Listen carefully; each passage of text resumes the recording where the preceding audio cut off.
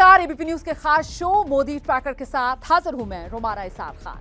Modi tracker में आज बात 2024 की चौसर की। बिहार में जो हुआ उसके बाद राजनीति की बिसात में पीएम मोदी कहां खड़े, ये आज हम पता करेंगे। बिहार के मुख्यमंत्री नीतीश कुमार का कहना है कि 2014 में जो आए थे वो 2024 में रह पाएंगे क्या?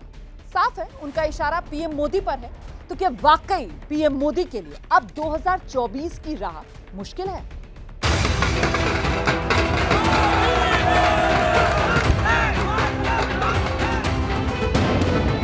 जब मैंने काले धन और भ्रष्टाचार के खिलाफ लड़ाई लड़ी तो ये सब इकट्ठे हो गए और उन्होंने कह दिया सारा मोदी खराब कर रहा है, मोदी खराब कर रहा है, सब इकट्ठे हो गए।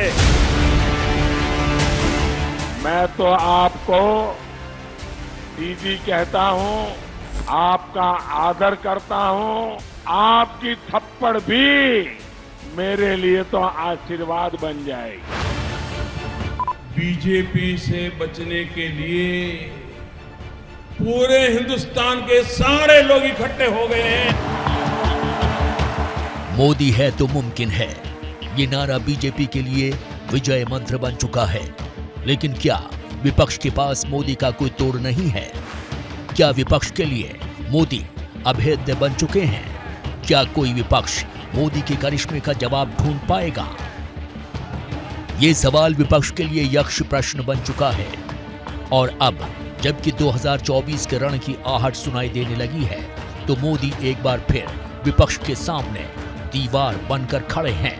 और बड़ा सवाल है कि विपक्ष से ये दीवार टूटती क्यों नहीं?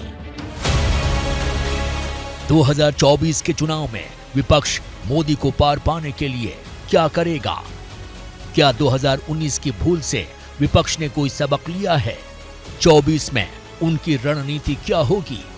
इन सवालों की पड़ताल से पहले विपक्ष के उन महारथियों पर नजर डालिए जो इस वक्त अलग अलग सूबे के मुख्यमंत्री हैं और जिनके कंधे पर 24 की महाभारत में कुछ बड़ा करने का दारोमदार है। पश्चिम बंगाल में ममता बनर्जी, तमिलनाडु में स्टालिन, आंध्र में जगनमोहन रेड्डी, तेलंगाना में केसीआर और बिहार में नीतीश कुमार। ये 5 बड़े चेहरे 2024 की चौसर पर बड़ा दांव खेलेंगे। इनकी सियासी चाल बहुत कुछ कांग्रेस के रुख से तय होगी। कांग्रेस अभिमान है और इनमें फिलहाल सबसे ज्यादा मुखर हैं नीतीश कुमार। जीत के उम्मीदवार का हम कोई दावेदारी नहीं, लेकिन इतना तो जरूर कर दीजिए ना कि 14 में जो आए 24 तक के आगे रह पाएंगे कि नहीं रह पाएंगे वह बिहार के मुख्यमंत्री नीतीश कुमार के इस बयान ने राजनीतिक गलियारों में खलबली मचा दी है। नीतीश कुमार के बयान के मुताबिक प्रधानमंत्री नरेंद्र मोदी का 2024 में फिर से सत्ता में लौटना आसान नहीं है। नीतीश कुमार का ये बयान सिर्फ राजनीतिक हवाबाजी है या इसमें जरा सा भी दम है? इसे समझने के लिए आंकड़ों को समझना जरूरी है। सबसे पहले बिहार में 2019 के लोकसभा चुनाव नतीजे देखते हैं। 2019 के लोकसभा चुनाव में बिहार की 40 सीटों पर एनडीए गठबंधन ने चुनाव लड़ा था।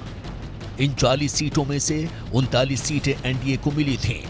इसमें बीजेपी को 17, जेडीयू को 16, लोक जनशक्ति पार्टी को 6 सीटें मिली, जबकि यूपीए को सिर्फ 1 सीट मिली थी। वहीं कांग्रेस को, आरजेडी को 1 भी सीट नहीं मिली थी। 2019 के चुनावों के बाद बिहार में स्थानीय राजनीति में हवा थोड़ी बदली। 2020 में हुए विधानसभा चुनाव में लालू यादव की पार्टी आरजेडी सबसे बड़ी पार्टी बनी, लेकिन गठबंधन के तौर पर बीजेपी और जेडीयू आगे थे और उन्हीं की सरकार भी बनी। लेकिन ये गठबंधन अब टूट चुका है। अब आरजेडी और नीतीश मिलकर सरकार चला रहे हैं। जेडीयू का दावा है कि 2024 के चुनाव में बीजेपी को बिहार में वो धूल चटा देंगे और पीएम मोदी का रास्ता मुश्किल कर देंगे। जेडीयू का गणित है कि 2019 में बीजेपी को 303 सीटें मिली थी, यानी बहुमत के लिए जरूरी 272 से 31 सीट ज्यादा। जेडीयू को लगता है कि अगले चुनाव में बीजेपी पश्चिम बंगाल की जीती हुई 18 सीटें हार जाएगी और बिहार की 17 सीटें यानी 35 सीटों का सीधा घाटा। इस तरह बीजेपी सिर्फ पश्चिम बंगाल और बिहार के जरिए बीजेपी को 268 पर ला देगी, यानी बहुमत से 4 नीचे। अगर बाकी राज्यों में भी बीजेपी की हार हुई तो जेडीयू इस तरह पीएम मोदी को रोक देगी। लेकिन अगर बीजेपी का अपने दम पर भी बहुमत नहीं रहेगा तो इसको भी वो अपने लिए फायदे का सौदा मान रही है। बहुमत का आंकड़ा 272 है, 30 का संख्या उनको ज्यादा है। बंगाल से उस 30 में 16 बंगाल से हैं और बिहार में 17 गो हैं। 272 के नीचे जहां आए उनके पटिया में जो तानाशाही चल रहा है सब तो खटवाया हुआ, हम लोगों से भी मिलता है ना लोग।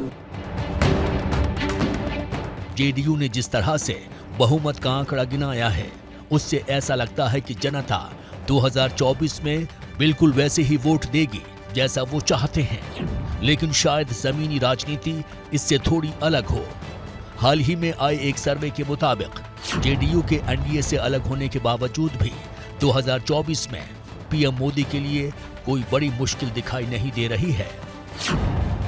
सी वोटर और इंडिया टुडे के सर्वे में बताया गया है कि बिहार में मुख्यमंत्री नीतीश कुमार की पार्टी जेडीयू के एनडीए से अलग होने की वजह से 2024 में एनडीए की संभावित सीटें 307 से घटकर 286 हो सकती हैं, यानी 21 सीटों का नुकसान।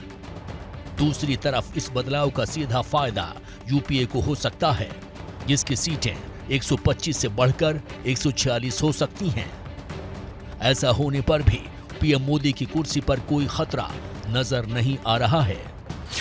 जहाँ तक हम 20 साल पीछे जाते हैं और हम देखते हैं तो बिहार की राजनीति उस दौर में जब गठबंधन सरकारों का दौर था तो एक बड़ा रोल अदा करती थी। अब तो लोग आदी हो चुके हैं और मोदी जी का जो विश्वास है और जो उनका चमत्कार है वो मुझे ऐसा लग रहा है लोगों के सर पर अभी भी चढ़कर बोल रहा है और वो अभी उतरने वाला नहीं है। विपक्ष का नया चेहरा बने जेडीयू के ताजा गणित को पीएम मोदी ने पिछले चुनाव में ही समझ लिया था। इसको समझने के लिए आप 2019 के चुनाव से पहले पीएम मोदी का ये बयान सुनिए। ये पहला अवसर है जब सिर्फ एक व्यक्ति के विरोध में सब एकजुट हो रहे हैं।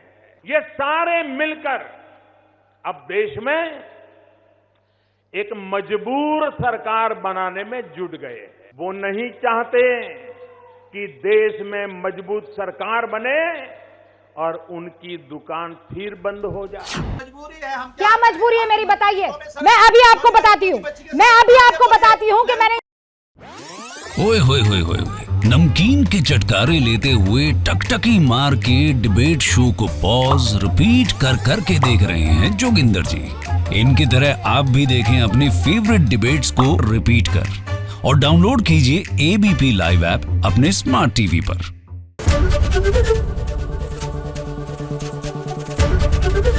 एबीपी न्यूज आपको रखे आगे।